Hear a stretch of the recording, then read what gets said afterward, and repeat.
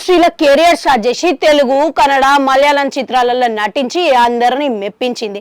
అప్పట్లో special songs చేసి అందరిని ఆకట్టుకున్నది. ఇక ఇంతకీ ఎవరు అనుకుంటున్నారా?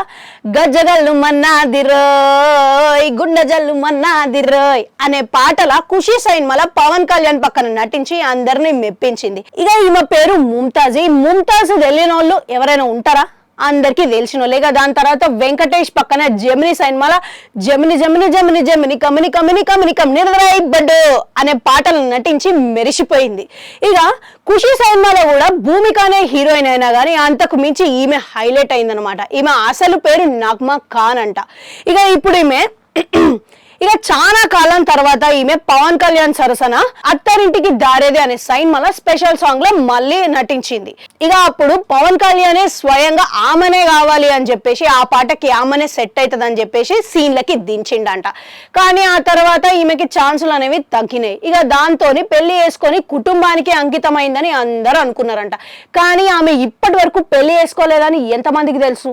అవును, ఇది నిజమే. ఆమె పెళ్లి గురించి, ఆమె ఆరోగ్య పరిస్థితి గురించి కొన్ని ఇంట్రెస్టింగ్ స్టేట్మెంట్స్ ఇచ్చిందనమాట. నేను ఒక అరుదైన వ్యాధితో బాధపడుతున్నా, అదే ఆటో ఇమ్యూన్ అని చెప్పుకుంటా.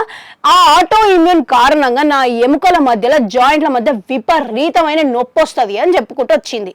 ఇక నాకు ఇప్పటికే 43 ఏళ్ళు వచ్చినాయి. ఇక అయినా కానీ పెళ్లి జరుగుతుందనే నమ్మకం నాకు లేదు అని ఆవేదన వ్యక్తం చేసేది. ఇక దీంతో నెటిజన్లు అందరూ ఆమెకి ధైర్యం చెప్తున్నారు.